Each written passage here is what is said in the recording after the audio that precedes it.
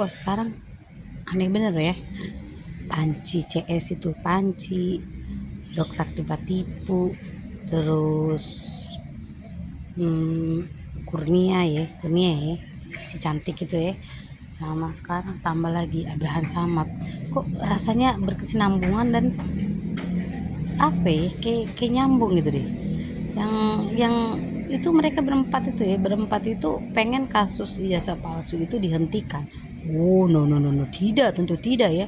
Itu kan ada kata di kasus minta di kasus dihentikan gitu.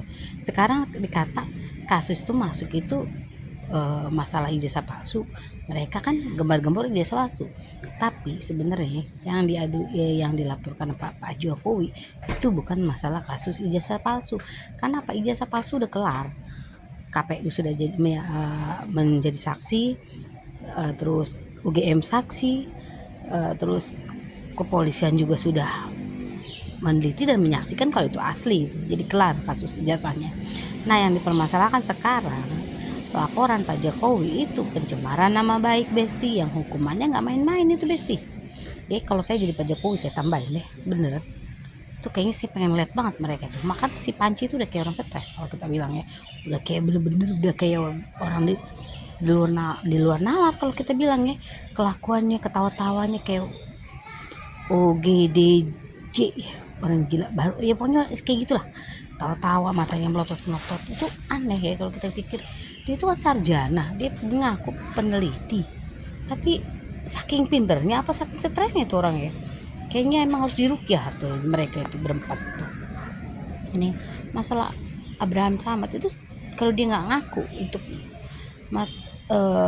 nggak mengakui kalau dia ikut campur masalah jasa palsu, tapi kan beberapa kali dari si tipanya ngomong pernah ngomong kayak di podcast, terus si Panci juga ngomong terima kasih malah sama dia ya, bahwa berkat bimbingan dan itu gitu.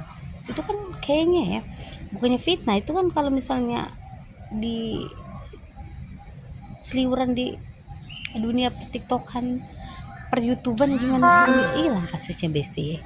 Kan aneh gitu ya. Sekarang kalau kita istilahnya, kalau emang mereka berani gitu ya, mereka pikir Pak Jokowi diem aja ya, enggak lah, udah bosen gitu kali ya. Kita aja yang dengerin enak-enak, kalau kita punya duit banyak kita laporin deh kalau bisa. Kayak sakit hati banget kita ya, istilahnya Pak Jokowi kita itu yang sangat berjasa menurutku ya, menurut kami rakyat jelata 58% itu mengakui kalau Pak Jokowi itu best ya. Tapi orang-orang stres aja nggak ngaku, orang-orang barisan sakit hati, orang-orang barisan yang kalah aja sama Pak Jokowi yang begitu. Dia mungkin kepentingannya ini, ataupun untuk pengalihan isu kalau menurut saya. Apa jangan-jangan untuk pengalihan isu yang korupsi yang triliunan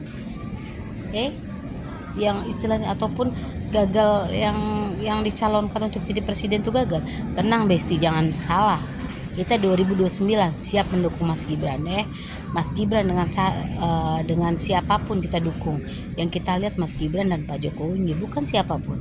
Masalah sekarang Pak Prabowo ya kita dukung, karena emang siapapun presiden ya berat ngadep tahun-tahun ini, tahun terberat ini istilahnya. Dunia penuh dengan perang, ekonomi ancur-ancuran, siapa yang bisa sanggup menghadapi ini? Nggak gila aja kita udah untung.